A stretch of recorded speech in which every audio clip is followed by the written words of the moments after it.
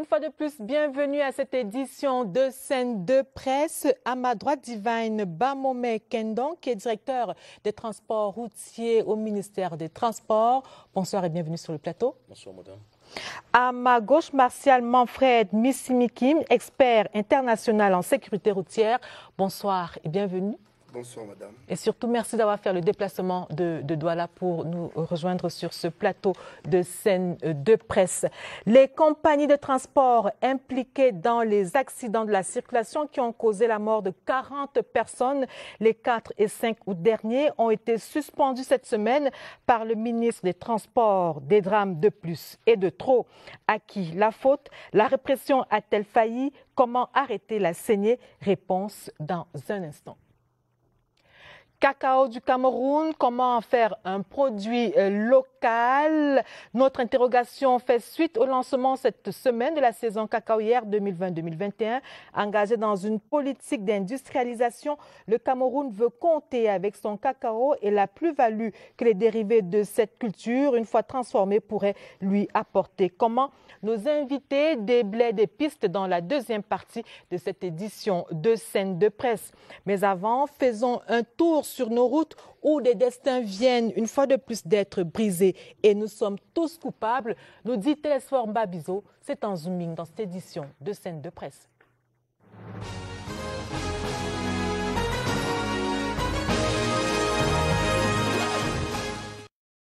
La côte d'alerte fait le constat d'une situation qui va de mal en pis. Les bonnes sangs sur la route avaient établi leur tradition à la veille des rentrées scolaires ou encore pendant les fêtes de fin d'année. À présent, c'est la concurrence de la casse sur la route. Le pays vit désormais la contradiction des accidents prévisibles, entre guillemets. La déclaration selon laquelle la route ne tue pas devient discutable. Les nids de poules et les virages avec des ponts en amorce sont le présage d'un accident au tournant. La végétation colonise la chaussée par endroits pour imposer aux automobilistes de prendre des volets de bois vert à la moindre accélération. De jeunes reptiles en aventure sur des bouts de tiges deviennent des passagers d'un autre genre quand la carrosserie les fouette par jour d'extrême malchance. La route n'est pas le seul accident. Le véhicule en est un autre. La circulation est souvent un cimetière automobile. Rouler à l'article de la mort a plus de chances d'endeuiller les familles quand le chauffeur file vers le chiffre. Le chef d'agence lui presserait un nombre de voyages supérieur à ses capacités humaines. La pression du chômage contrôle le chauffeur à se surpasser jusqu'au jour où le corps, fatigué, lâche sans prévenir personne au moment d'emporter des vies humaines sous terre. L'agence engage un nouveau chauffeur et le cycle de la mort reprend de plus belle. Le chauffeur s'assomme d'alcool et de stupéfiants à l'effet de rester héroïque au volant. Or, les drogues surdimensionnent la confiance en soi, enragent la prise de risque, réduisent l'acuité visuelle et ravivent la somnolence. Même la sonnette d'alarme de la sécurité et de la prévention routière ne les réveille plus. Les campagnes de prévention cyclique ou rotative manquent d'impact quant à la prise de conscience de l'urgence d'une conduite défensive sur les axes routiers. Il est désormais question de faire hurler les sirènes d'un système de prévention routière à plein temps. Le nombre de contrôles policiers, quand il augmente, dissuade quelque peu ceux qui usent et abusent de la route. En marge du sifflet, la solution d'une main plus lourde contre les chauffards devient envisageable. La répression contre les criminels de la route produit des résultats probants dans l'un des pays phares de la Communauté économique des États de l'Afrique centrale, CEAC. Une telle option passe par une intégration aménagée ou adaptée des droits de l'homme dans la manière de servir la prévention et la sécurité routière. La vie gagne en valeur sur la route lorsqu'elle affronte la mort en duel.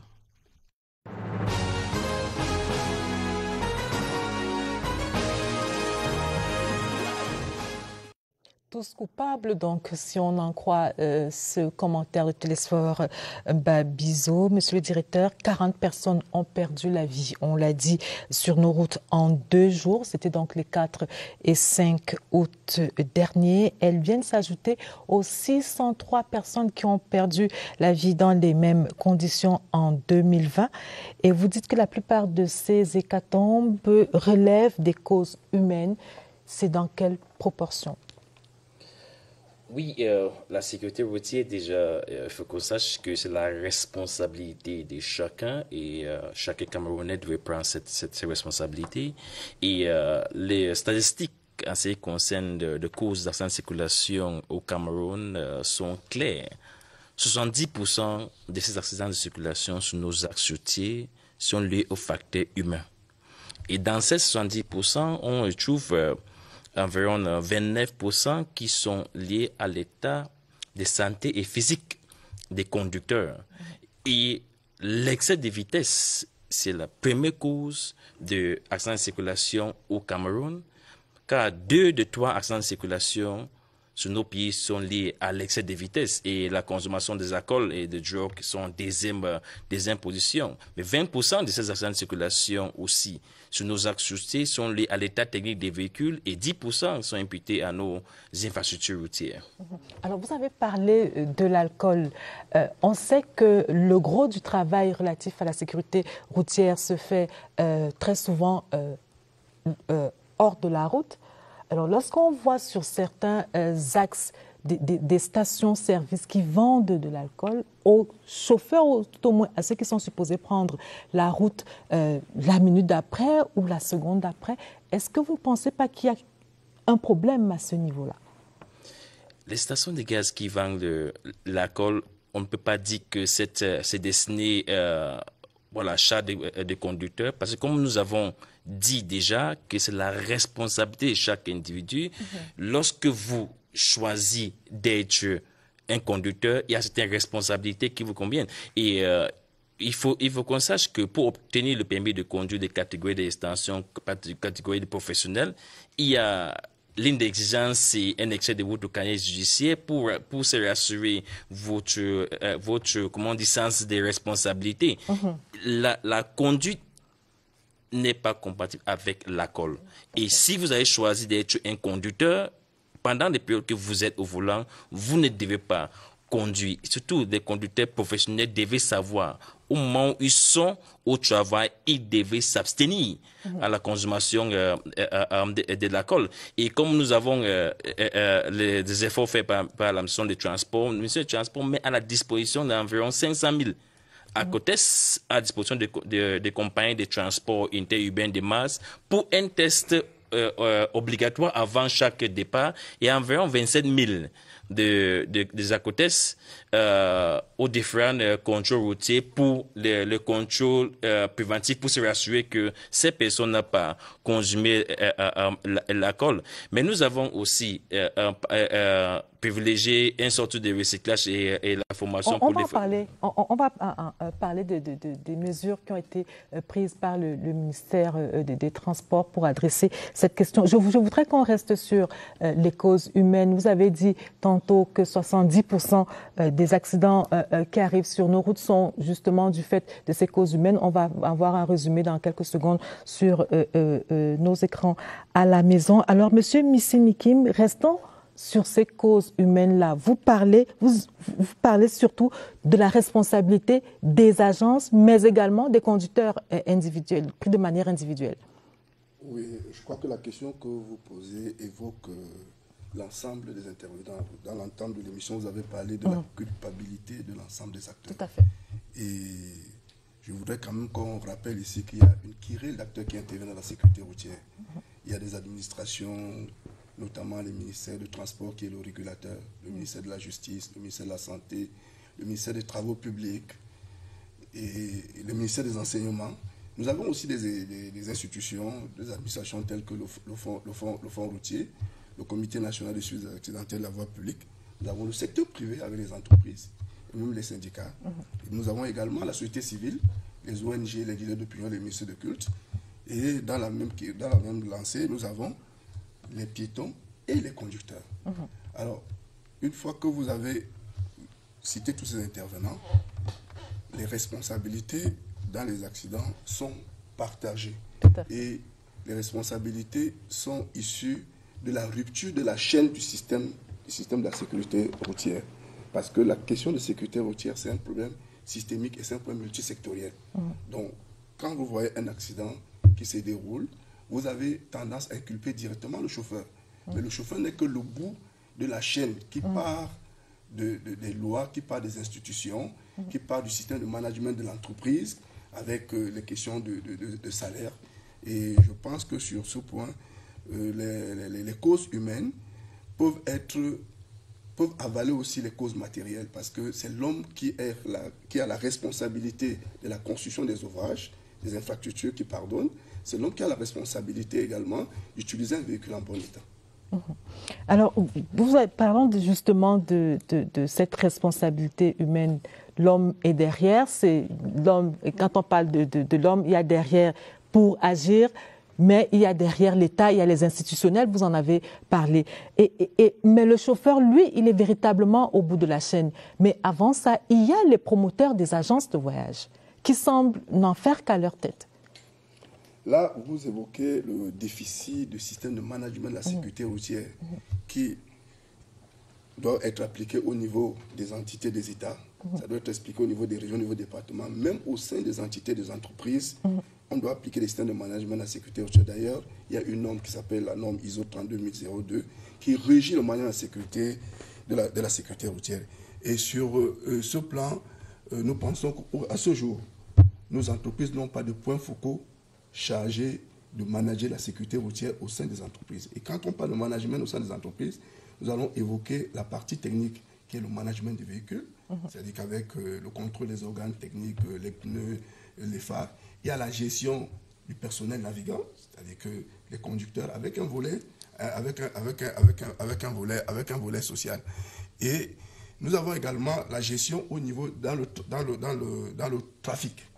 Parce que là encore, c'est un autre volet qui est très important, parce que le chauffeur qui est chargé de conduire a autour de lui des organes qui sont chargés de réguler, les forces de maintien de l'ordre, la police, la gendarmerie, et également l'application du code de la route qui doit être appliqué non seulement par le chauffeur, mais par les agents du ministère des Transports qui sont sur les voies publiques pour réguler la circulation.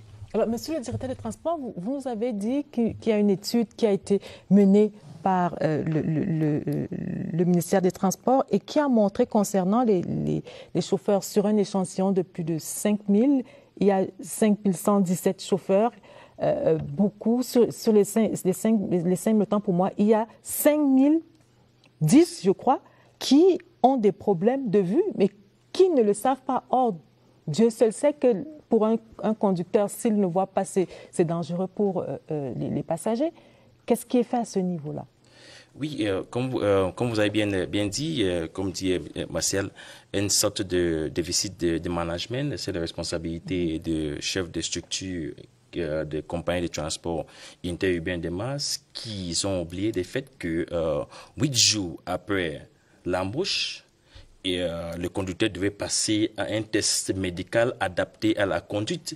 Et après chaque 3 mois, ils sont dans l'obligation sur des charges de faire passer cet conducteur à une sorte de visite médicale, non seulement des parties visuelles, parce que notre étude qui a été faite, le test qui a été fait à un échéant de 5117 concernant l'aspect de la vue, mais il y a plusieurs autres aspects de la santé du conducteur qui, dans l'obligation, selon le cours de travail, devaient être respectés par les compagnies de transport interurbain de masse. Et c'est bien indiqué dans le cahier des charges qu'ils signent avec l'État, avec la mission de transport, au moment où l'agrément, au moment où on les délivre, l'agrément, et c'est des manques d'application de cet aspect qui est lié à la gestion des ressources humaines qu'on se trouve avec une situation de conducteurs qui, sur le plan médical, ont beaucoup de difficultés dans leur conduite. Mais qu'est-ce que vous avez fait? C'est-à-dire qu'après avoir mené cette étude, 5117 conducteurs testés, passés devant l'ophtalmologue, 5010 qui se retrouvent donc avec des problèmes. Qu'est-ce que vous avez fait des résultats de cette étude-là?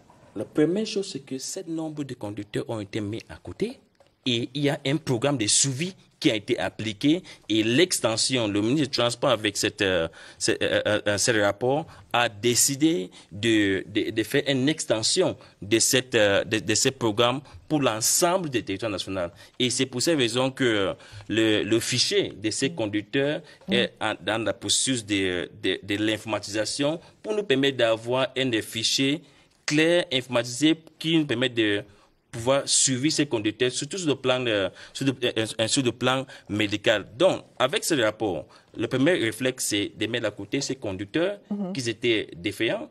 Et s'assurer qu'ils ne vont pas travailler dans une autre agence. Ils ne peuvent pas parce que nous avons déjà... Vous avez retiré les permis? Nous avons les permis de conduire, nous avons l'information de les permis de conduire. Les compagnies de transport interurbain de masse qui utilisent ces conducteurs ont été notifiées, les conducteurs eux-mêmes ont été notifiés et cette liste a été aussi mise à disposition des différents contrôles routiers. Mais important, c'est que nous avons fait un ancien programme de suivi de ces conducteurs, mais fait une extension de ce type de contrôle, de dépistage de vue, beaucoup de ces conducteurs dans l'ensemble des États nationaux. Donc, cette opération a été lancée pour couvrir l'ensemble des États nationaux, pour se rassurer qu'on ne trouve pas sur nos axes routiers des conducteurs qui ont des problèmes de santé non compatibles avec la conduite automobile. Alors, ces derniers accidents interviennent dans un contexte tout à fait particulier, un contexte dans lequel vous menez ce que vous-même vous qualifiez de campagne spéciale, campagne de sécurité routière spéciale. Mais on se rend bien compte que 40 personnes ont perdu la vie en 2 jours. Ça, nous sommes en 2021. En 2020, au cours de la même période, près de 100 personnes ou un peu plus de 100 personnes ont perdu la vie. Alors, on se demande bien, cette campagne, est-ce qu'elle est efficace? Bien sûr, les campagnes de prévention de sécurité routière sont bien efficaces parce que, vu la situation des accidents que nous avons connus, souviennent pendant une période que le ministère du Transport a lancé une campagne spéciale. Les activités de prévention de sécurité routière est permanent. Mais lorsque le ministère du Transport décide pendant une période d'année de lancer une campagne spéciale, c'est parce qu'il y a des facteurs de risque pendant ces périodes qui sont évidents qu'il faut que certaines actions sont amenées pour lutter contre ces facteurs de risque. Il faut savoir que ces risques sont liés souvent les périodes des activités. Par exemple, à la veille de 40 morts au Cameroun, dans un pays voisin, Mali, on a eu 41 morts parce que les activités sont les mêmes, le départ en congé, les rentrées scolaires. Les risques, les facteurs de risque pendant ces périodes, c'est l'augmentation du nombre de personnes qui se déplacent, l'excès de vitesse, qui est la première cause d'accident de circulation dans notre pays, le sous-charge et la recherche des gains que le compagnie de transport interurbain de masse décide d'injecter des véhicules qui ne sont pas dans le flux habituel contrôlé à très mauvais état. Comme c'était le cas de 2 accidents de circulation que nous avons connus.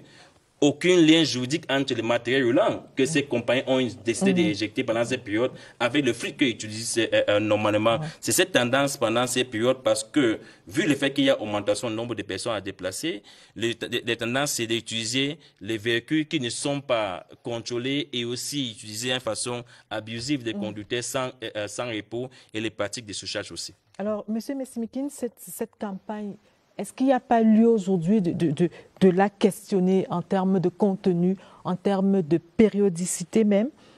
Est-ce qu'il ne faut pas associer d'autres actions à ces campagnes dites spéciales? Vous avez même trouvé la réponse. Les campagnes de sécurité routière ne sont pas les mesures uniques pour venir à bout des accidents.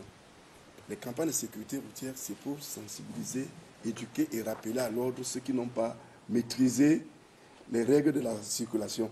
Si nous voulons résoudre les problèmes des accidents, nous devons éviter de travailler sur l'urgence. Depuis une vingtaine d'années, on a conçu à chaque grave catastrophe routière des plans d'urgence, des comités de suivi. Tout ça, c'est des actions ponctuelles qui sont inscrites dans la durée. Et ça ne peut pas porter des résultats. Donc, il est question aujourd'hui, si nous voulons obtenir des résultats, que nous travaillons sur le plan structurel. C'est-à-dire qu'en mettant en place, par exemple, un organe qui coordonne la sécurité routière au niveau national. C'est-à-dire que l'ensemble des acteurs, aussi bien les administrations, le secteur privé, doivent se mettre ensemble et que ce soit coordonné. Parce qu'à ce jour, selon les orientations du plan d'action mondial pour la sécurité routière, notre pays affiche quand même un décalage qu'on doit combler. Et je suis bien conscient qu'au niveau des administrations, il y a des efforts qui sont faits dans ce sens, mais nous avons besoin de résultats rapides. Je voudrais que nous restions sur la campagne. Vous avez confié cette semaine à nos confrères du quotidien Mutation que la campagne doit s'accompagner des activités de contrôle et de répression. Et on a justement l'impression que c'est ce qui est fait. C'est-à-dire que le ministère des Transports mène sa campagne de sensibilisation, la gendarmerie nationale mène des activités de contrôle, de surveillance et de répression. Mais madame, je vais vous dire une chose. Ça n'arrête pas la saignée. La sécurité routière, c'est un produit. Comme la téléphonie ou le chocolat ou le pain.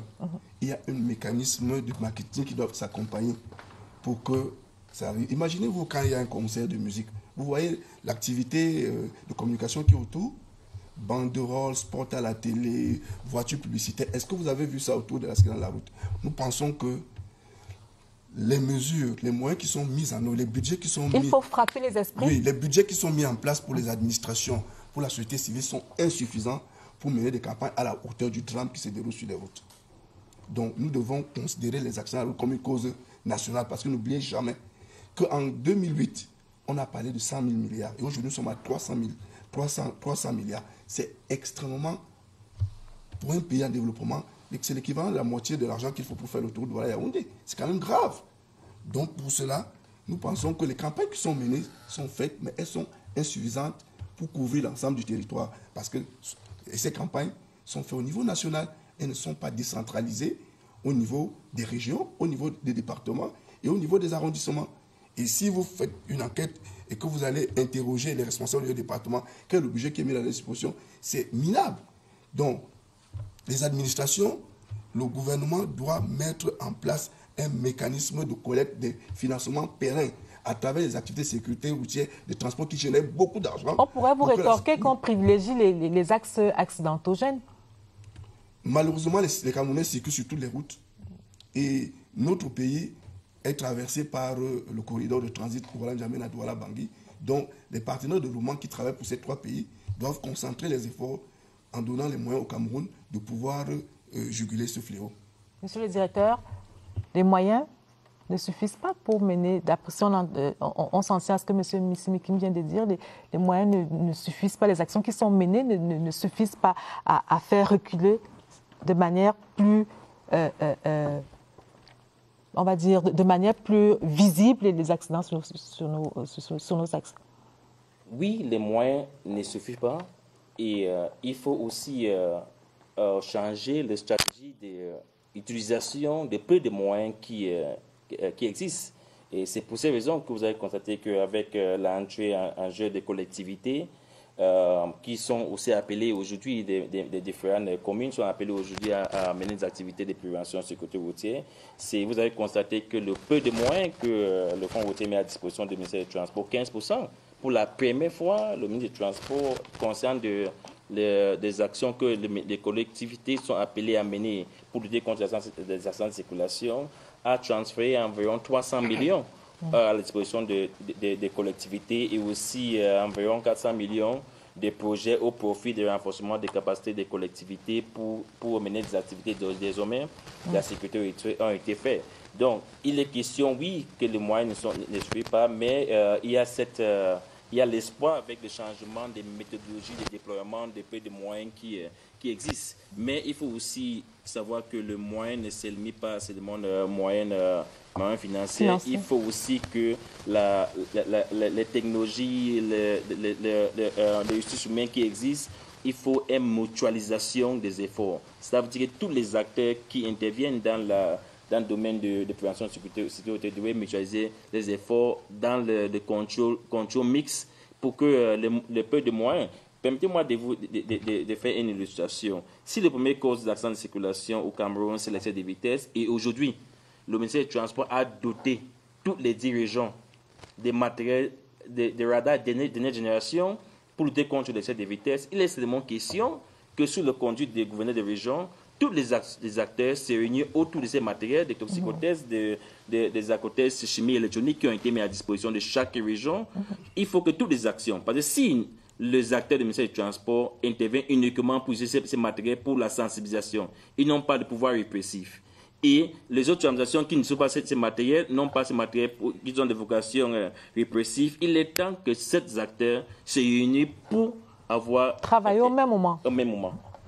Nous allons marquer un arrêt dans cette édition de Scène de presse pour écouter nos confrères de la presse écrite, pour plutôt relire ce qu'ils ont écrit cette semaine concernant ces accidents de la circulation. Et c'est dans cette revue de presse que signe Franck Evina.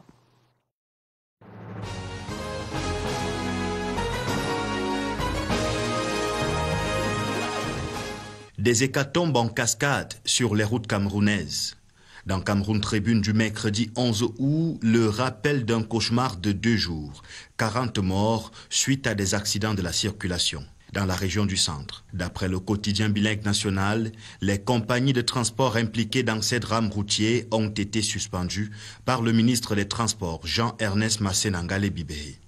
Des sanctions qui, d'après Mutation, annoncent une énième manœuvre dans la lutte contre les accidents de la route. Dans l'immédiat, Défi Actuel annonce le renforcement des contrôles de conformité inopinés. L'économie évoque d'autres directives du ministre des Transports. Directives édictées lors d'une réunion avec les promoteurs et responsables d'agences de transport interurbain. La revue de presse était sur la scène.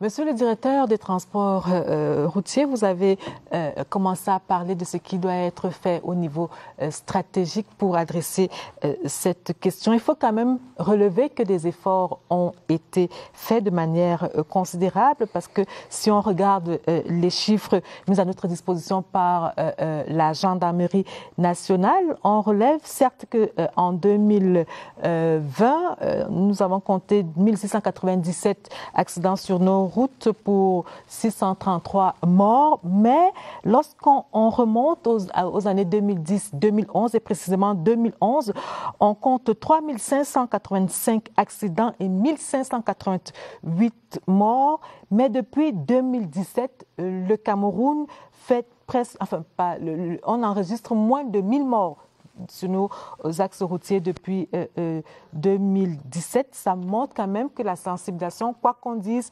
a des effets, mais il y a encore du travail à faire. Alors, au niveau stratégique, qu'est-ce qui est envisagé pour arrêter la saignée quand on se rend compte, on l'a dit, que des dizaines de Camerounais perdent la vue en pleine campagne spéciale de sécurité routière, que des certificats de visite technique ne le sont que de nom, que les promoteurs des agences de voyage n'en font qu'à leur tête.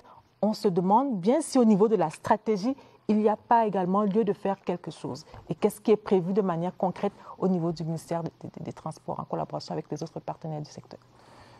Merci. Pour ajouter cet nombre des informations, en 2011, il faut savoir, en 2011, on était, selon l'OMS, on était environ 6 000 personnes, 6 000 personnes tuées par an. Et l'évaluation qui a été faite, c'est environ 100 milliards de pertes à notre économie.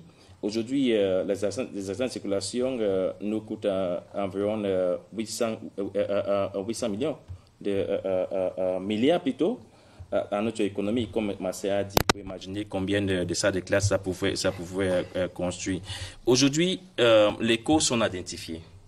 Les causes sont identifiées, comme nous avons dit que la première cause, c'est l'excès de vitesse à ce niveau. Des instruments de contrôle des points ont été mis à disposition de toutes les régions pour la première fois. Et ça fait bientôt des mois que toutes les régions ont été dotées pour la première fois de matériel de contrôle des points pour adresser des problèmes d'excès de vitesse. Toutes les régions ont reçu des radars semi-portatifs de dernière génération, des radars sur des axes routiers Douala Yaoundé ont été activés en son face répressif. En titre d'illustration, pour le 7 derniers jours, on a constaté environ, le 7 derniers jours, nous avons constaté environ 500 cas d'excès de vitesse pendant 7 jours. Toutes ces statistiques qui nous permettent d'identifier des acteurs responsables et adressés, accompagnés de sanctions.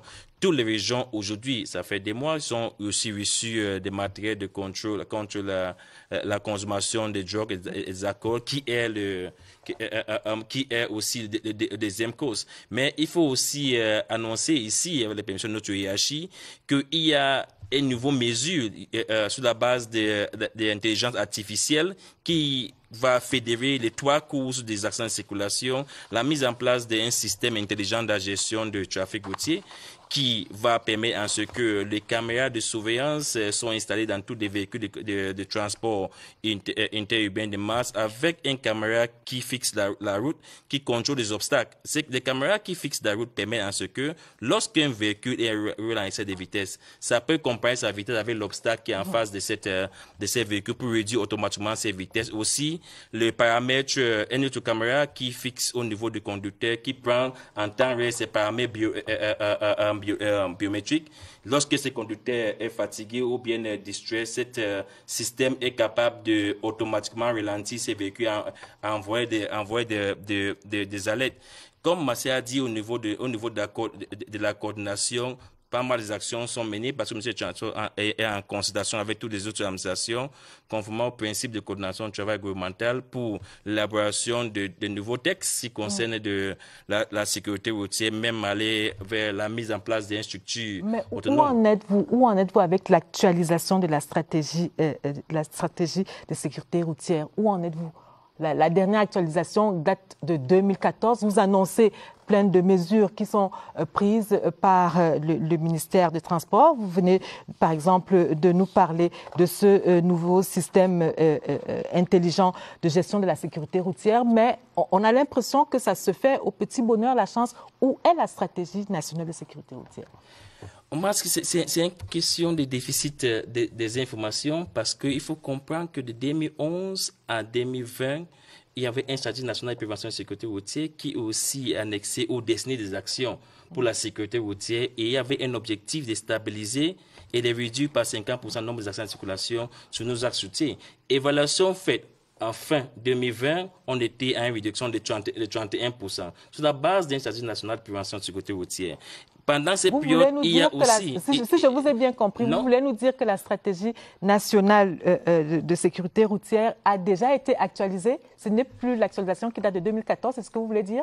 En 2014, il y avait l'actualisation de la première stratégie de prévention de sécurité routière et deuxième stratégie et la deuxième stratégie de prévention de sécurité routière qui a commencé 2014 et 2020. En fin 2020, il y a eu une évaluation de la dernière stratégie de prévention de sécurité routière et une nouvelle stratégie de prévention de sécurité routière qui a pris en compte des déclarations de Stockholm pour la nouvelle décennie des Nations Unies 2021-2030.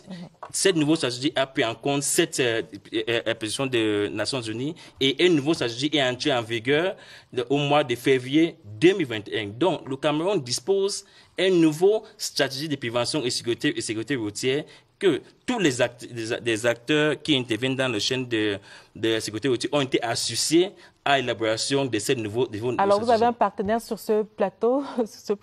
Messimiki, on va le dire comme ça. Vous avez été associé à cette nouvelle stratégie? Vous avez déjà eu connaissance de l'actualisation de celle de 2014 et de la nouvelle qui est mise en valeur, en vigueur depuis mars 2021. C'est ce que vous dites, février 2021. Je ne voulais pas revenir sur les analyses du directeur parce que c'est une voie officielle. Voilà, en tant qu'expert de sécurité routière, notre rôle, c'est de suivre les directives qui sont données par et conseiller le gouvernement dans la mise en place d'une stratégie adaptée à l'environnement national et international. Vous ne répondez pas à ma question, M. Messimiki. Le directeur vous a dit qu'il y a une stratégie actualisée. Donc, au sortir de cette salle, peut-être le document est disponible en ligne. Mais nous sommes au courant qu'il y a une stratégie qui est en cours d'actualisation au ministère. Donc, je ne peux pas vous donner le document parce que je ne l'ai pas. Donc, vous avez été associé à ce travail? Toutes les parties prenantes ont été consultées. Et nous avons été consultés. La consultation n'équivaut pas que le document a été validé et mis à disposition du grand public. Parce que sur le plan international, une stratégie est valable que si elle est diffusée. Voilà. Donc le directeur vous a expliqué. Alors, est-ce que ça a été actualisé. Au-delà de cette stratégie nationale, est-ce que vous avez le sentiment que, parlant de garde-fous réglementaires, est-ce que le Cameroun est au top? Est-ce qu'on a tout ce qu'il faut?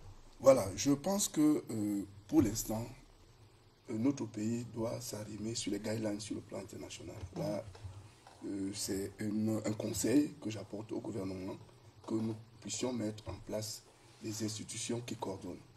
Et ça, c'est une institution qui a été depuis 2011 dans le cadre du plan mondial de la législation pour la sécurité routière 2011-2020. Et cet organe est chargé de coordonner, de mettre en place un système de collecte, d'analyse et de traitement de données. Cet organe est chargé de faire le suivi et l'évaluation. Parce que si vous n'avez pas les sources, vous n'aurez pas le diagnostic, vous n'aurez pas les mesures. Cet organe est également un outil d'accompagnement de la recherche. Également, cet organe peut permettre d'impulser la recherche des financements à la disposition de l'ensemble des acteurs. Alors, en termes de garde-fous, qu'est-ce qui nous manque sur le plan? Ensemble de garde-fous, qu'est-ce qui nous manque aujourd'hui? C'est l'application du dispositif juridique que nous avons. Parce que notre pays est bien outillé, mais nous n'appliquons pas les règles que nous avons nous-mêmes votées. Par exemple, le port de la ceinture de sécurité est obligatoire pour tous les passagers. Et c'est pour cela que je salue la mesure du ministre des Transports qui vise à rendre obligatoire le port de la ceinture de sécurité dans les bus. Parce que pour le même type d'accident dans d'autres pays, nous assistons à un nombre de morts réduit, mais pour le Cameroun, c'est des hécatombes parce que les passagers à l'intérieur deviennent des projectiles. Et c'est l'occasion de dire aussi que les directives qui ont été données par le ministre des Transports, qui sont justifiées, nécessitent un accompagnement soit des experts du ministère des Transports, soit des experts de la société, du secteur privé. Parce qu'il faudra mettre en place des outils tels que les fiches, il faudra accompagner les entreprises de transport pour équiper des ceintures de sécurité. Une ceinture de sécurité, ce n'est pas une corde, exemple, c'est une corde en fibre de verre, donc il faudra que la ceinture répond aux critères techniques, que ce soit amarré sur la carrosserie. Et ça doit être validé par un organe de certification. Donc, toutes ces mesures que nous saluons, qui ont été mises en place dans l'urgence par le ministère de Transport, doivent être suivies d'effet. Et c'est pour cela que nous pensons que le ministère des Transports doit déployer au sein de ces entreprises des collaborateurs qui doivent suivre de manière permanente l'implémentation de toutes ces mesures-là. Alors, parmi les mesures qui ont été prises par le ministre des Transports, il y a, on l'a dit, la suspension des compagnies impliquées dans les accidents de circulation survenus donc les 4 et 5 août dernier. On a envie de dire qu'il y a eu des suspensions pour 3 mois cette fois-ci. Il y en a eu il y a, je ne sais pas moi, 1 an, 4 ou 2 ans. Il y a souvent eu ces suspensions-là, des suspensions qui sont levées quelque temps après, peut-être 3 mois après, mais on a le sentiment que ça ne suffit pas à remettre les agences, les promoteurs des agences de voyage sur les rails, permettez-moi l'expression. Est-ce que l'État a l'intention d'aller plus loin?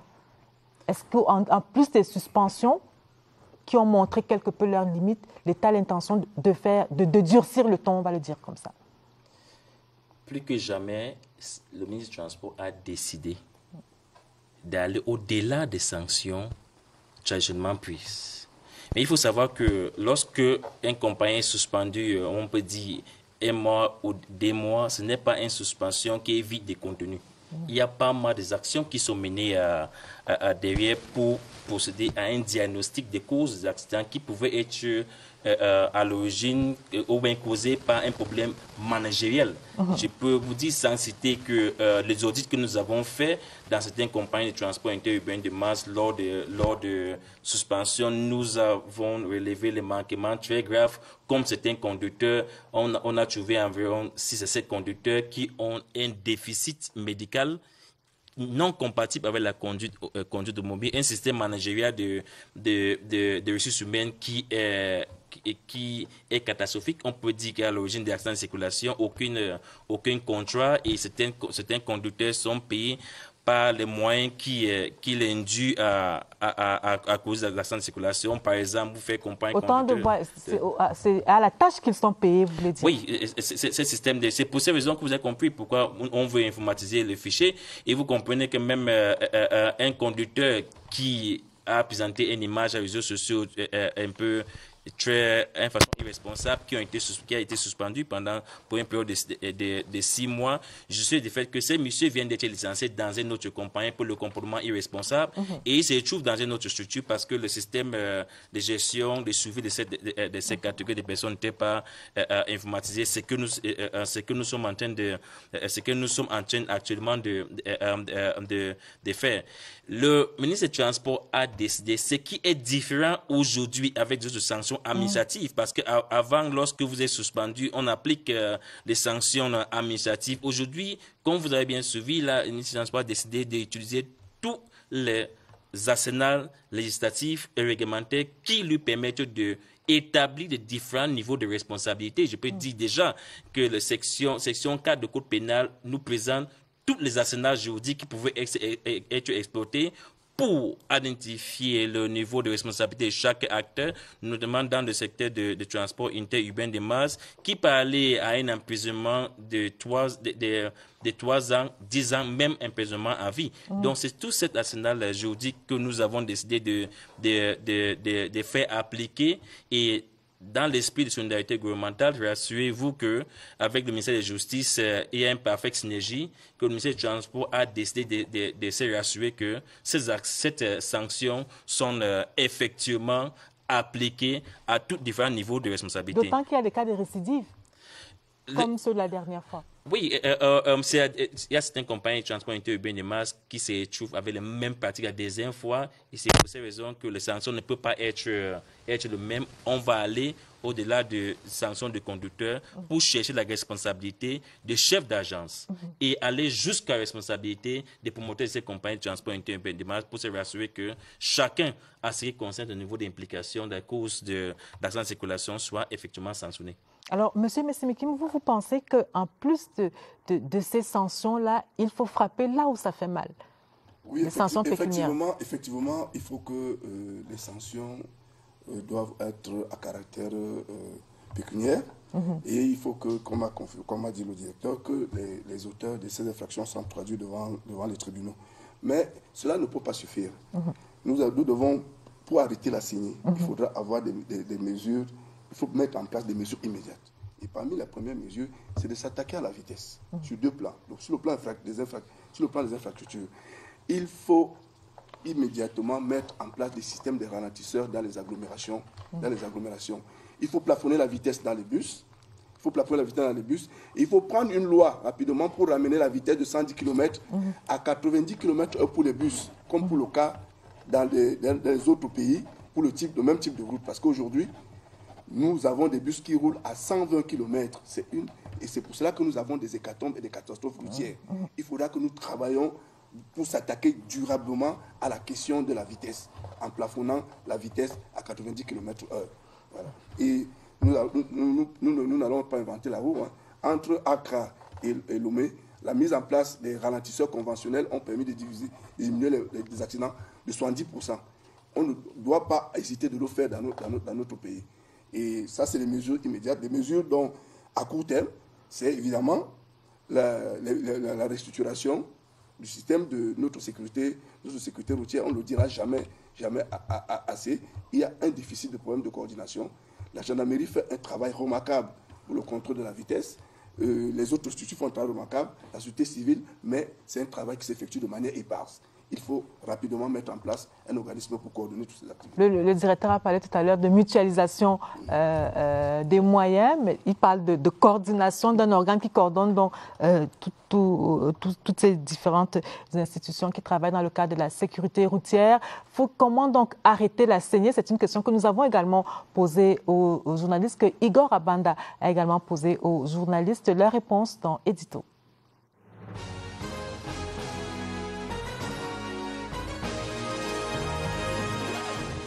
Les accidents de la route sont le fait de l'œuvre humaine, c'est-à-dire la décision qu'un chauffeur prend faire un dépassement alors qu'il est en mauvaise position. La décision qu'un chauffeur prend de négocier un virage à très vive allure, la décision qu'un chauffeur prend de ne pas entretenir son véhicule et de rouler à tombeau ouvert dans la nuit alors que la visibilité est réduite. La décision qu'un chauffeur prend d'aller à vive allure sur une route dont il ne maîtrise pas bien l'itinéraire. Alors, tant qu'il y aura la porosité dans le contrôle ou la gestion de l'examen de permis de conduire au Cameroun, la conséquence directe sera ces mauvais comportements sur la route et les accidents. Sur 10 chauffeurs, vous avez au moins 8 qui n'ont pas de permis. La culture du permis aujourd'hui au Cameroun, ça s'appelle la prudence. Parce que vous n'avez pas de permis, on vous dit allez-y, conduisez, faites attention. Donc oui, il faut appliquer le retrait, mais comment appliquer? Je veux dire que aujourd'hui, il y a un problème de route, il y a un problème de formation des policiers, de formation des fonctionnaires du ministère, il y a un problème même d'obtention du permis. On est allé trop loin dans la tolérance. On est allé trop loin. Je pense qu'aujourd'hui, il faut redéfinir le cadre global de circulation et de réglementation de la circulation au Cameroun. Le permis, comment on l'obtient, qui peut le retirer, comment on sanctionne, qui applique les sanctions. Est-ce que le ministère des Transports aujourd'hui est capable de nous mettre sur pied ce fichier qui va recenser tous ceux qui sont bénéficiaires ou détenteurs du permis de conduire? Et il faut à terme aboutir à ce retrait définitif du permis de conduire. Lorsqu'on a un monsieur ou une compagnie de transport qui brille par une récurrence dans l'implication dans les accidents de la circulation, on devrait quand même aboutir à des sanctions assez rudes pour transformer les mentalités. Parce que ce qui se passe quand même dans ces compagnies de transport est ahurissant. Dès qu'on a un accident, on prend simplement le chauffeur en question. S'il n'est pas décédé, on le met de côté, on prend un autre et les mêmes manœuvres se poursuivent. Les chauffeurs se débrouillent eux-mêmes avec des passagers qu'on ramasse le long de l'itinéraire et tout le reste. Donc si on frappe dur en retirant véritablement ces permis de conduire ou tout au moins en prescrivant des suspensions temporaires,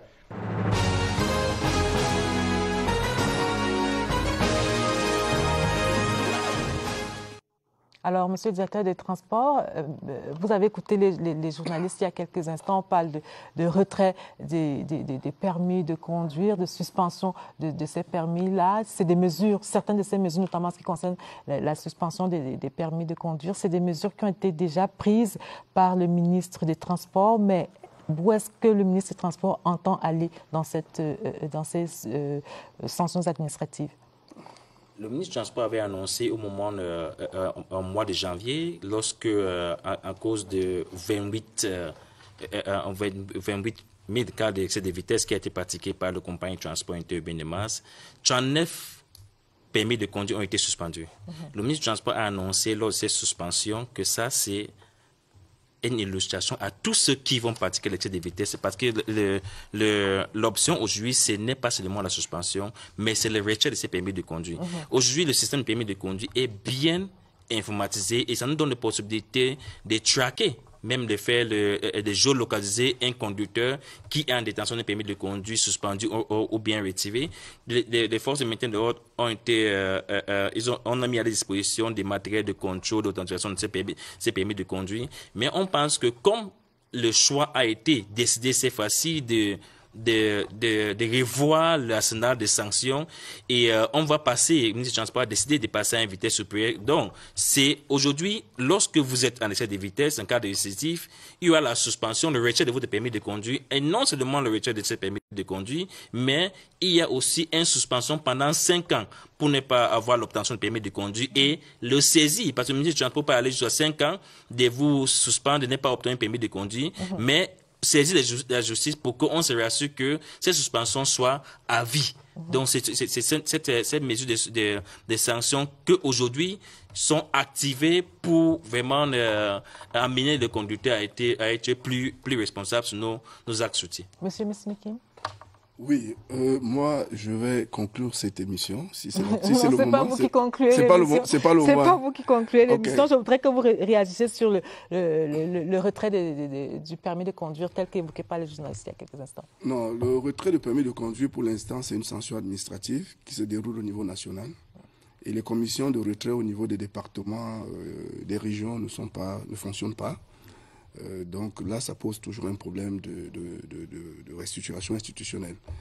Et nous pensons que ce retrait, n'oubliez jamais que ce retrait, c'est une mesure conservatoire qui ne soustrait pas l'auteur de l'infraction à des poursuites judiciaires. Donc, il est urgent de ce que, une fois que le permis est retiré, qu'on puisse mettre en place des mécanismes de formation. Et c'est le moment de donner l'opportunité là de revenir sur le système que relais du permis à points. Nous pensons que nous devons avoir des mesures réalistes dans un État.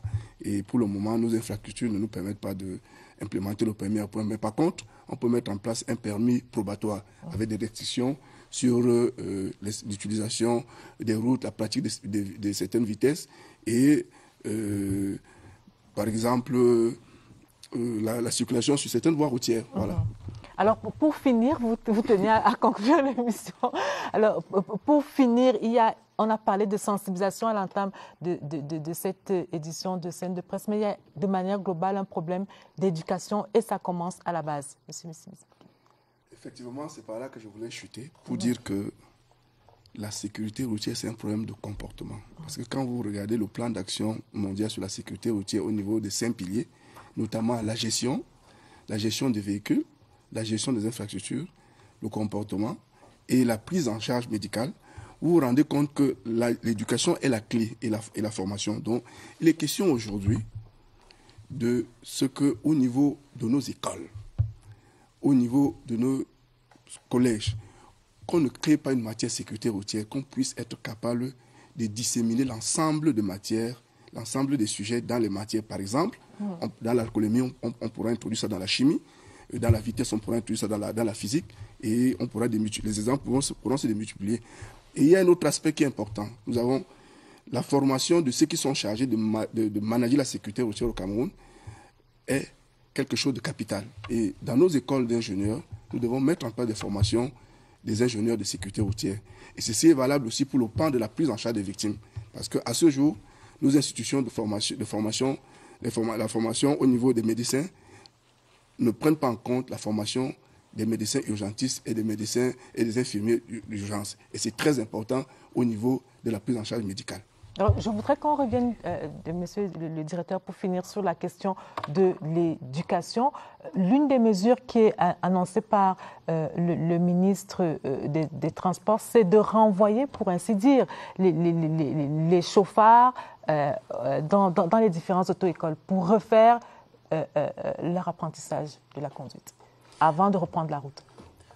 Oui, avant de revenir à ça, c'est une nouveauté, une nouvelle option qui a été prise parce qu'aujourd'hui, nous avons des auto-écoles que nous avons supervisé l'implémentation qui disposent des matériels qu'il faut adapter pour former ces catégories de conducteurs. Et on s'est rassuré désormais que non seulement vous êtes suspendu, mais pendant ces périodes de suspension, on vous renvoie dans une auto-école que nous avons fait le suivi pour se rassurer que certains manquements constatés sont corrigés et vous êtes apte à être réinjecté dans l'offre. Et après passer par un scan médical pour se rassurer que vous êtes aussi médicalement apte pour se conduire. Pour se rassurer ces conducteurs un exemple de danger avant de recommencer la conduite. Un point peut-être de spécification au niveau de l'information, le ministère des Transports ou bien le Cameroun dispose aujourd'hui des dispositions techniques pour passer au permis en points. Et c'est pour ces raisons que l'option de revoir, d'élaborer une loi, un projet de loi est en cours d'élaboration. Donc, les experts martiaux, ils ont été consultés pour l'élaboration de ces lois. Et c'est seulement ces lois qui doivent instaurer le permis en point. On passe par là. Mais avant d'arriver au permis en point, il faut que le Cameroun dispose d'abord de technologies qu'il faut pour passer un permis en point. Et aujourd'hui, le ministère du Transport, à travers la réforme permis de conduire, dispose l'architecture technologique pour passer un permis à point. Parlant aussi de l'aspect pédagogique, il a été déjà élaboré. Et pour l'insertion dans tous les différents niveaux de formation, des bases jusqu'au supérieur, des modules d'être insérés dans différentes matières. Ce n'est pas question de créer une filière à sécurité routière dans les établissements, mais pour insérer dans différentes chimiques, physiques, des aspects liés à la sécurité routière. Donc, il y a beaucoup d'investissements qui ont été déjà faits pour que la pédagogie, notre système d'éducation, forme les Camerounais qui, dans un futur très proche, pouvaient être ceux qui répondent aux exigences de la prévention routière par conviction, pas nécessairement par l'obligation. Ça, c'est bon pour conforter la société civile qui représente de M. Martial, que toutes ces propositions qu'ils avaient faites ont été déjà pris en compte et toutes ces activités ont été élaborées. Peut-être c'est une question d'un oubli lors du passage de M. le ministre des Transports à l'Assemblée pour un plénière spécial la sécurité routière. À la veille, un séminaire a été organisé pour former les représentants des peuples à la sécurité routière. Le copie des statuts nationaux de prévention routière a été mis à la disposition des représentants des peuples à la présence de Martial.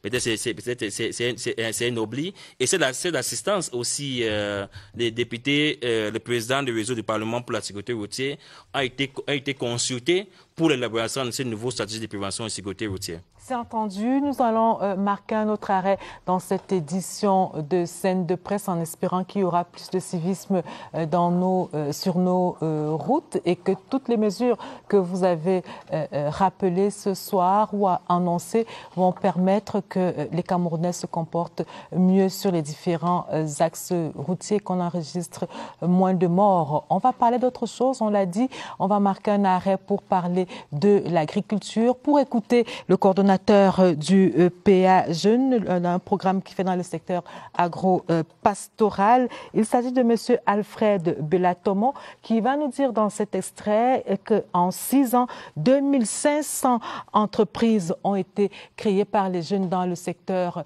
agro-pastoral. Pour quels résultats? On écoute.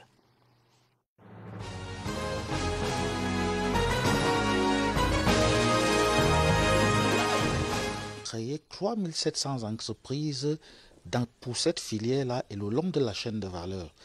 Le deuxième impact, c'était d'introduire effectivement l'entrepreneuriat dans le secteur agropastoral, dans les centres de formation, contribuer fortement à l'amélioration de l'environnement des affaires dans le secteur agropastoral. Après 6 ans de mise en œuvre, le PA Jeunes est à peu près à 2500 entreprises qui ont été créées pour les jeunes. Quand nous créons des entreprises pour les jeunes, quand nous créons des entreprises pour les Camerounais, il faut que ces entreprises viennent se mouvoir dans un environnement favorable. Alors, il y a une analyse qui a été réalisée par le BIT et un groupe de travail interministériel composé de presque tous les ministères du secteur agropastoral et du secteur financier. Le plan de réforme sur ces 6 axes est censé adresser de manière holistique l'environnement des affaires dans le secteur agropastoral. Et il faut également ajouter que ce plan a été classé en action prioritaire. Ce plan doit être mis en œuvre pour une période de 5 ans et pour un coût total de près de 20 milliards de francs CFA.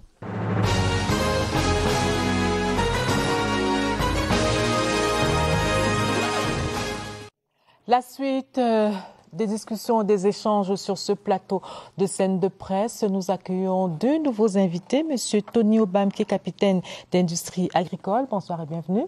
Merci, bonsoir. Et en face de vous, Monsieur Dieudonné Ndé, qui est promoteur d'une industrie de transformation de cacao. Merci d'avoir fait, vous également, le déplacement de Douala. Bienvenue sur le plateau.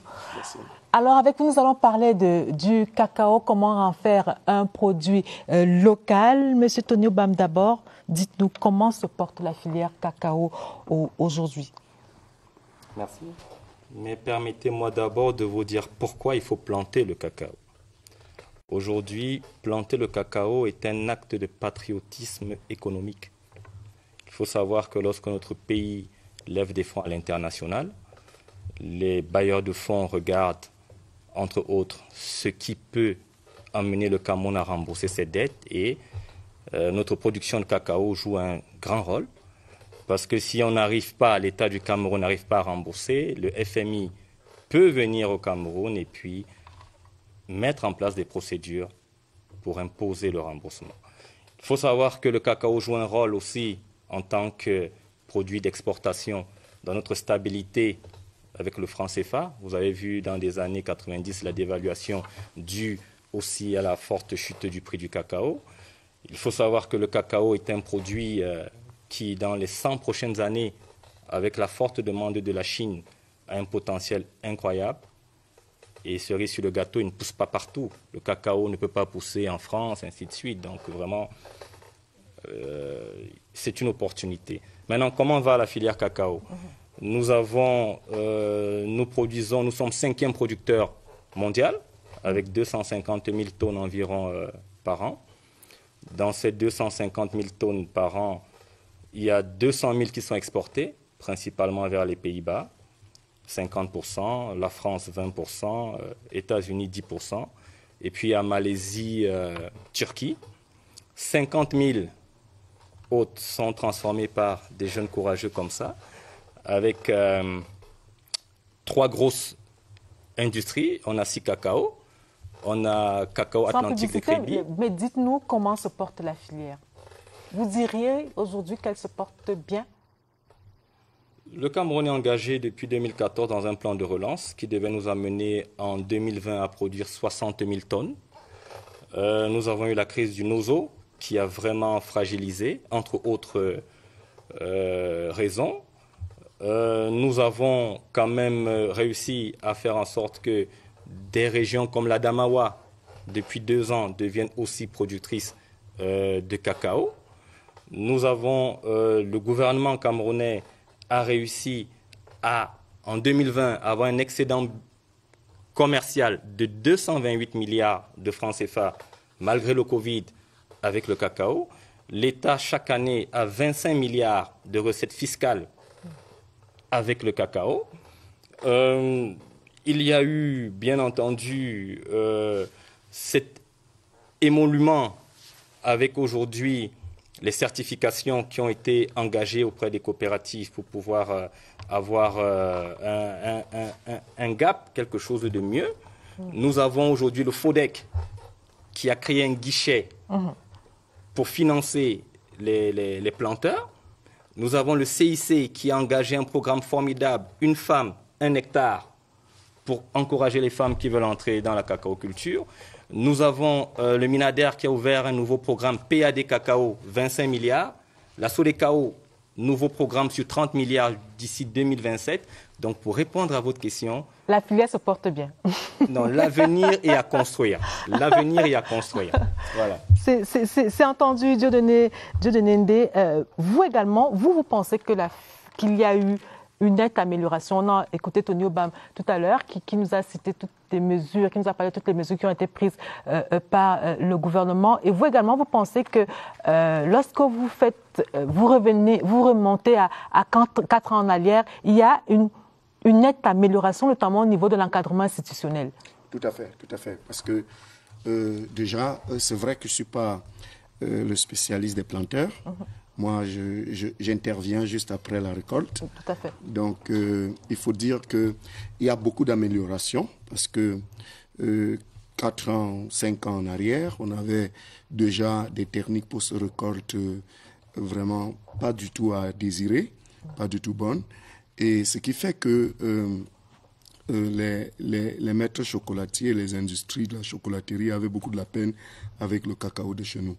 Bon, maintenant, il y a eu beaucoup d'améliorations. Aujourd'hui, non seulement on excite à la production, mais également on met beaucoup d'accent sur les techniques post-récolte. Donc là-dessus, on peut dire qu'il y a beaucoup d'améliorations. Et nous qui intervenons juste après la récolte, nous aussi, nous sentons à l'aise parce que avec un produit un cacao bien fermenté, bien séché, ça nous facilite au niveau, n'est-ce pas, de la transformation. Donc pour dire, il y a beaucoup d'avancées, beaucoup d'améliorations depuis 5 ans. Alors, la question ce soir, c'est de savoir comment faire du cacao camerounais un produit local, notamment en termes de transformation, vous l'avez dit, et en termes de consommation. Mais avant de parler de la transformation, il y a la production. Est-ce que la production aujourd'hui est à même de suivre le rythme souhaité, le rythme qu'on souhaite donner donc à la transformation, M. Tonio Bama? Je voudrais répondre à votre question en recentrant l'homme au cœur de ce qu'on est en train de faire. Aujourd'hui, mon expérience m'amène à penser que pour arriver à faire du cacao une culture locale, il faut que le cacaoculteur soit heureux. Je vais parler un peu de subliminal. C'est-à-dire quoi est-ce qu'il soit heureux? On ne peut pas forcer quelqu'un à travailler. On ne peut pas, l'homme n'est pas une machine. On doit être content de se lever le matin et d'aller au travail. Et donc pour ça, il faut qu'on agisse sur...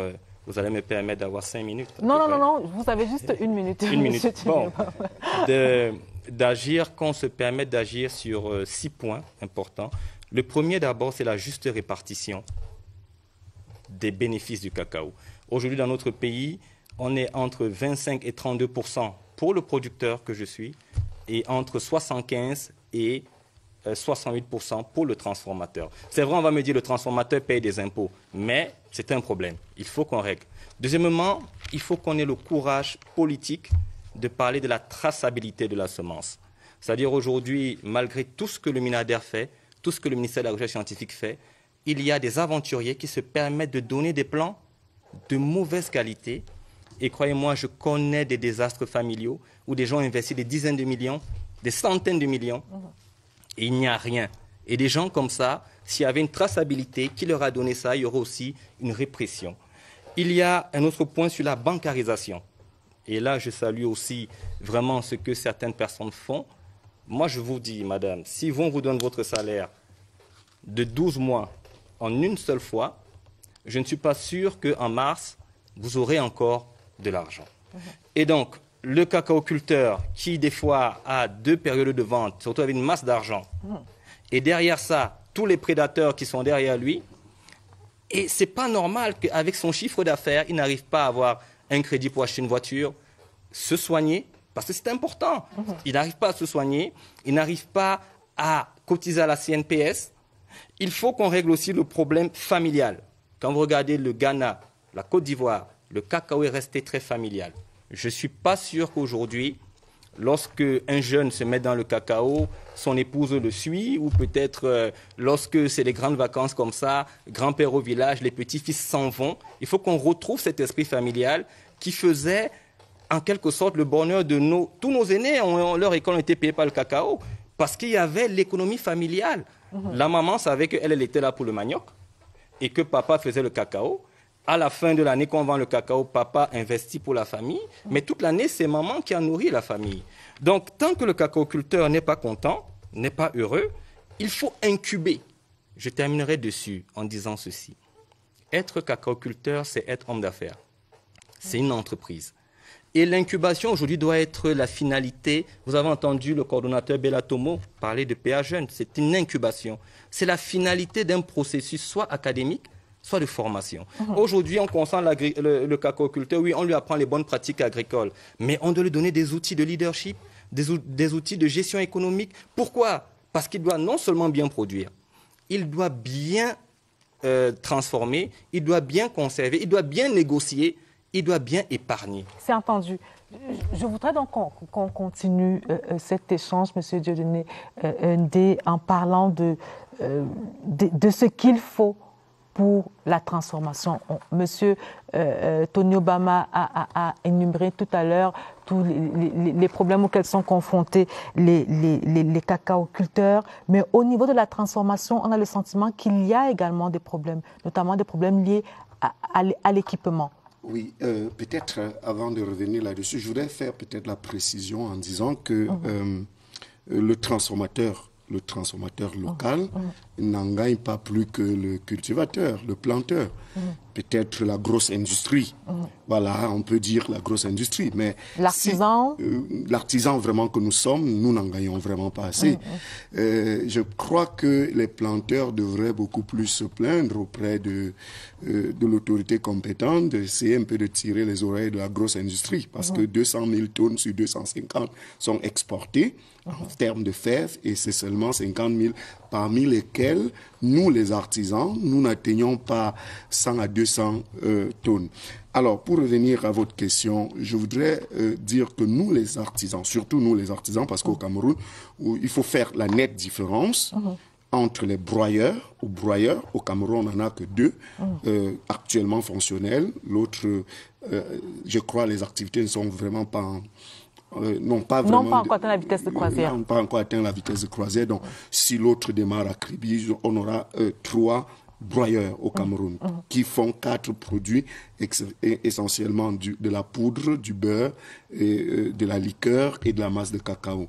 Maintenant, nous, les artisans qui allons jusqu'au chocolat pour une consommation locale et peut-être chercher à viser le marché sous-régional avant de penser le marché européen, il faut dire que nous avons énormément d'épreuves et, n'est-ce pas, de difficultés liées, n'est-ce pas, aux équipements, liées au manque d'accompagnement, parce que ça aussi, il faut le dire, hein, on a besoin, pour nous qui sommes des artisans, on a besoin d'un accompagnement pour nous permettre d'être à la hauteur, non seulement de la qualité, mais aussi à la hauteur, aussi, n'est-ce pas, de la quantité, pour pouvoir satisfaire le marché qui se présente à nous. Donc, nous aussi, nous avons pas mal de difficultés. Alors, vous parlez du marché. On va continuer de parler des problèmes dans quelques instants. Mais vous avez parlé du marché. Et lorsque nous préparions cette édition, vous nous avez dit que le Cameroun dispose de nombreux atouts. C'est de la transformation. Quels sont ces atouts-là de manière concrète? En termes de transformation locale du cacao, on a vraiment des atouts. Premièrement, premier atout, c'est que nous avons une société moyenne en émergence qui connaissent vraiment les valeurs du chocolat, donc sont des consommateurs du chocolat. Et s'ils ont à leur disposition, n'est-ce pas, des produits dérivés du cacao, c'est un marché énorme sur le plan local que nous avons. Deuxième atout, c'est que nous avons, vous voyez, on produit 250 000 tonnes en moyenne et 200 000 tonnes sont vendues en fèves, donc en graines, sans aucune valeur ajoutée. Donc du coup, nous n'en transformons que 50 000 localement. Et quand on parle de transformer 50 000, je vous ai dit que les broyeurs, eux, ils transforment pratiquement 90% de ces 50 000. Ce qui fait que c'est un autre atout. On a l'accès à la matière première. Et je crois très bien que là... M. Tony me disait tantôt que le cacao ne pousse pas partout. Oui, nous avons ce privilège qu'aujourd'hui, chez nous, sur 10 régions, je crois que 8, avec la Damawa qui s'ajoute, produit pratiquement du cacao. Donc, c'est un avantage, c'est un atout. L'autre atout, c'est que nous avons, n'est-ce pas, les intrants à portée de main. C'est-à-dire qu'on a du sucre, on peut avoir du lait. Bon, c'est vrai que le lait crémé importé, mais c'est quand même disponible. Donc, voilà un peu les atouts que nous avons pour, n'est-ce pas, transformer le cacao et le mettre sur le marché local. C'est des atouts énormes qui nous permettent, n'est-ce pas, de faire de ces secteurs d'activité un secteur de niche. Et là-dessus, si on pouvait bénéficier, surtout les artisans, c'est-à-dire les TPE comme nous, les très petites entreprises, ou alors les PME, ceux-ci pouvaient bénéficier d'un accompagnement des pouvoirs publics. Je crois qu'on encouragerait à ce que dans chaque bassin de production du cacao, qu'il y ait 1 ou 2 petites unités de transformation semi-automatique, purement moderne, faisant des produits de qualité. Alors, cet accompagnement que vous réclamez tous sur ce plateau, comment doivent-ils être faits aujourd'hui de manière concrète? On sait que le Cameroun est engagé dans une politique de transformation structurelle de son économie. Monsieur Tony Obam, dites-nous comment vous pensez que l'État peut vous accompagner aujourd'hui? On sait que le Cameroun est également engagé dans une politique d'industrialisation. Comment vous, du secteur de la production, pensez-vous que l'État puisse vous accompagner aujourd'hui? Je vais un peu vous surprendre. Hein. Moi, je pense que l'État fait déjà beaucoup. Mais je vous dis, il y a un problème de motivation du cacaoculteur. Si vous imaginez... Qui doit motiver le cacaoculteur? Exactement. Et aujourd'hui, ça incombe justement à des acteurs majeurs comme nous, à des élites. Déjà, je vais citer ce qui est fait en Sola avec M. Melom qui a réussi à regrouper... Non, ne citez pas les noms. Bon, dites-nous ce qui doit être justement, fait. Que des élites, que des acteurs majeurs se mettent non seulement dans l'encadrement pour aller chercher la bonne information et la ramener au niveau du cacaoculteur. Parce que ce n'est pas tout le monde qui a le temps de voir, ainsi de suite. Deuxième autre chose, que déjà ce qui est fait par le gouvernement soit bien utilisé. Moi, je vous dis qu'en fin d'année, il y a des coordonnateurs de programmes qui se retrouvent à ne pas avoir atteint leurs objectifs, alors que certains en ont besoin. Il faudrait, tant que le cacaoculteur n'est pas content de se lever, je le répète, aujourd'hui, on est dans un siècle de vitesse avec WhatsApp, Facebook. Il voit ce que quelqu'un qui fait la moto a, il voit, je ne sais pas quoi, et lui il se rend compte qu'il ne peut pas se soigner, il ne peut pas doter une femme. Combien de cacaoculteurs ont doté des femmes? Combien ils habitent toujours dans les maisons de leurs papas, ainsi de suite, grands-parents. Ils sont dans une... Pourtant, les gens viennent leur vendre des produits phytosanitaires qui n'en ont pas besoin. Parce que c'est vrai, on dit oui, il faut mettre ceci, mais il faut le mettre parce que la plante a besoin. Ce n'est pas automatique. Combien de collectivités territoriales encadrent leurs cacaoculteurs pour qu'ils fassent des identités géographiques, pour qu'ils fassent des certifications comme le Rainforest, qui permet que le cacaoculteur puisse vendre son produit 40 fois, 50 fois plus cher. Donc, ce n'est pas un problème d'argent. C'est l'homme qui est au centre. Il faut qu'on arrive à redonner le bonheur que nos parents avaient de leur père quand ils parlaient du cacao. C'était toujours la joie. On savait qu'on se retrouvait au village, il y avait tout ceci. Des cacaoculteurs achetaient des voitures neuves, des Renault 12 et tout. Moi, j'ai encore cette image. Donc, du coup, c'est pas l'État qui est... Vraiment, moi, je dirais, on est même béni parce que il y a tellement qui est fait, mais le cacaoculteur est braqué devant Dieu, si je dirais même ça, à ciel ouvert. On lui vend ce dont il n'a pas besoin. On ne le paye pas bien. Non, c'est pas normal. Alors, Dieu donné une idée, vous avez parlé il y a quelques instants des équipements.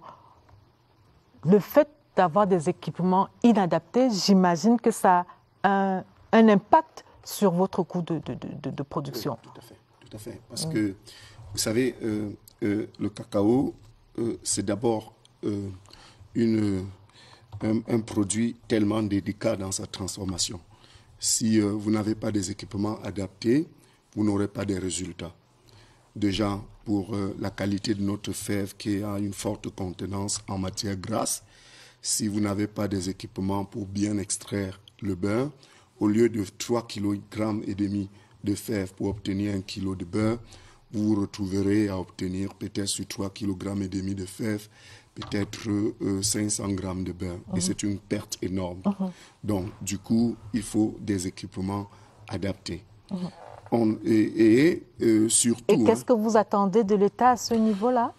Nous, en tant que des TPE, des PME, ce que nous attendons le plus de l'État, c'est d'abord un appui.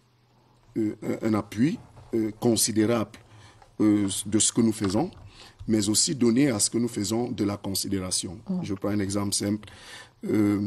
Encourager, n'est-ce pas, les chaînes de distribution à valoriser ou alors à prendre premièrement nos produits sur le plan local. Sur ça, c'est une requête des TPE.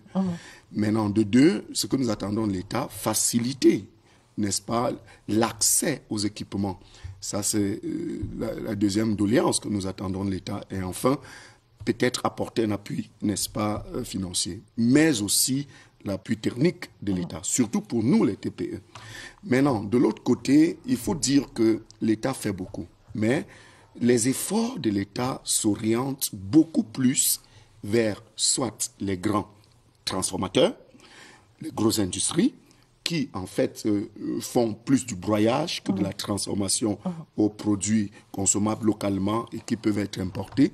Mais également, l'État s'intéresse beaucoup plus aux planteurs. Parce que moi, en tant que transformateur, nous avons travaillé aux côtés de certains organismes à l'amélioration des conditions de vie, n'est-ce pas, des conditions de vie des planteurs, pour la petite histoire, je suis dans un programme financé par un organisme qui consistera à former 200 femmes dans des villages, dans 10 coopératives, 200 femmes aux côtés de leur mari à faire de la petite transformation pour augmenter, ajouter aux revenus de leur mari, augmenter leurs propres revenus. Ça, c'est ce que l'État et certains organismes font. Mais là, quand on regarde, on s'en rend compte que, tiens, ces efforts sont concentrés vers les planteurs, ce qui est extraordinaire. Mais il faudrait également que l'État se tourne vers les transformateurs. Parce qu'imaginez-vous, pour qu'on le transformateur crée l'emploi, lorsque vous transformez, vous créez l'emploi. Et l'emploi du transformateur, l'emploi que le transformateur crée est un emploi permanent qui dure sur toute l'année. Vous voyez un peu, alors que le planteur, lui, il va avoir sa période d'intense activité entre août et peut-être mars. Bon, maintenant, de l'autre côté, il faut dire que l'État doit encourager la mise sur pied des transformateurs, surtout des TPE qui font dans la transformation. Parce qu'il faut le dire, le besoin est là et le marché est aussi là. Oui, le marché là, sauf qu'on ne voit pas beaucoup les chocolats made in Cameroun. C'est vrai que vous avez dit qu'il y a un problème de distribution. Et lorsqu'on trouve ces chocolats made in Cameroun, ils coûtent nettement plus cher. Il faut aussi agir à ce niveau-là. Voilà. Et moi, je crois que tout ceci... Du coup, on est porté à acheter le chocolat importé. Oui, dont on sait que ça peut être tout sauf du cacao. Là-dessus, je crois qu'on est peut-être d'accord. Mais expliquez. Il faut dire que quand vous prenez une tablette de chocolat, surtout faites la comparaison, prenez une tablette de chocolat, regardez la composition de cette tablette de chocolat, vous verrez que la plupart n'ont pas une contenance en cacao qui dépasse 70%. Pourquoi? Parce que un, ce sont des industriels, ils veulent se faire du blé. De deux, ce sont, n'est-ce pas, des personnes qui n'ont pas aussi facilement accès à la fève. Mais nous, là, nous avons accès à la fève. Donc, ce n'est que normal que quand nous disons que cette tablette coûte 1500 francs, c'est parce qu'effectivement, quand on a dit ce 70% en contenant de cacao, c'est effectivement 70%. Voilà, n'est-ce pas, la raison pour laquelle nos fèves qui sont faites localement peuvent être un peu plus chères. Deuxième raison, et nous revenons sur le besoin en équipement, en tant que des artisans, il faut dire qu'il y a une main-d'œuvre énorme que nous utilisons parce que nous n'avons pas que toutes les machines pour, n'est-ce pas, aller de la fève au bar de chocolat. Ce qui fait qu'il faut utiliser une main-d'œuvre qui accroît, n'est-ce pas, le prix de revenu, le prix de revient, n'est-ce pas, de la barre de chocolat. Voilà pourquoi ça peut être un peu plus cher. Monsieur Tonio Bam, sur la question de... On a posé la question dès le départ, comment faire du cacao un produit local. On sait que pendant un certain nombre d'années, on a parlé du vieillissement de nos différentes plantations. Est-ce que la question se pose encore comme ça aujourd'hui? Est-ce que de plus en plus de jeunes se lancent dans la culture du cacao? Oui, effectivement, avec tout ce que l'État met en place. Déjà, je vais citer le programme New Generation du CICC, PAD Cacao qui va mettre 25 milliards sur 5 ans. Et aujourd'hui, de plus en plus, dans les nouvelles incubations, on pousse le jeune à faire des sortes d'associations en se disant, OK, il faut bien planter le cacao, mais ça peut mettre 2-3 ans avant qu'il commence à avoir des revenus. Pour ne pas qu'il abandonne pour aller dans la moto, on essaye de faire en sorte qu'il s'intéresse à des cultures comme la banane plantain. Et aujourd'hui, en même temps qu'il fait le cacao. En même temps qu'il fait le cacao. Mais on s'est très vite rendu compte que la banane plantain, après 3 ans, disparaît. Et il se retrouve en déphasage. Et aujourd'hui, avec la Chambre d'agriculture, des pêches, de l'élevage et des forêts, nous sommes en train d'essayer d'inclure la pisciculture, qui, elle, produit en 3 mois. Pisciculture hors sol, chaque jeune peut mettre un bac de poisson dans sa cacaoyère, il élève son poisson et ça sera à vie. Donc nous sommes convaincus que si le jeune commence à s'intéresser aussi à l'élevage de poissons, le jeune cacaoculteur, il sera plus stable. Vous avez parlé des jeunes et c'est bien de préciser cela sur ce plateau. Est-ce que les problèmes d'accès à la terre sont résolus pour les jeunes? Honnêtement, moi je dirais que partout ailleurs, partout dans le monde, il y a toujours des problèmes, je veux dire un peu d'intégration. Mais lorsqu'un jeune a vraiment son projet et qu'il se sent camerounais, parce qu'on peut s'installer partout. On peut s'installer partout. Et il faudrait aussi que nous, les jeunes, nous comprenions qu'il y a une certaine tradition. Il faut respecter les aînés, il faut demander des choses selon que ça se fasse. Vous ne répondez pas à ma question, monsieur. Je pense que moi, je n'ai pas encore rencontré un jeune qui est déterminé à vouloir faire de la cacaoculture ou de l'agriculture et il a eu un problème de terre. Peut-être parce qu'il veut le faire absolument chez lui. Mais aujourd'hui, je dis, vous rencontrez n'importe quel préfet, vous lui demandez une DUP et même la loi domaniale est claire. Je ne pense pas que ce peut être un frein. Et je dirais aux jeunes qui sont face à ce genre de situation de continuer à chercher. Le Cameroun est tellement hospitalier que vous voyez même des gens, moi j'ai des gens dans mon village que je ne connais même pas. Il marchait, il s'est arrêté et il est resté depuis 10 ans.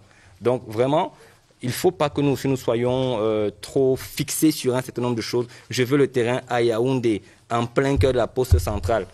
C'est pas normal, ça ne marche pas. Mais si tu veux faire le cacao, tu trouveras. Et moi je dirais à mon panéliste qui a son programme, moi je marchande pour Kribi. J'espère que vous nous enverrez quand même 10 ou 20 places pour qu'aussi les coopératives de Kribi, on puisse apprendre à leurs femmes à transformer le cacao et que je ne rentre pas à Kribi comme ça. Justement, M. Dieudonné, vous nous disiez, lorsque nous préparions cette émission, que tout le monde aujourd'hui, tous les Camerounais peuvent se lancer dans la transformation. Cette fois, vous parlez de transformation, oui. Tony parle de production. Vous dites que tout le monde peut se lancer dans la transformation du cacao. Ça fait partie un peu de nos activités. En dehors du fait que nous sommes une jeune TPE qui faisons dans la transformation du cacao pour avoir du beurre, de la poudre, du chocolat, nous formons également.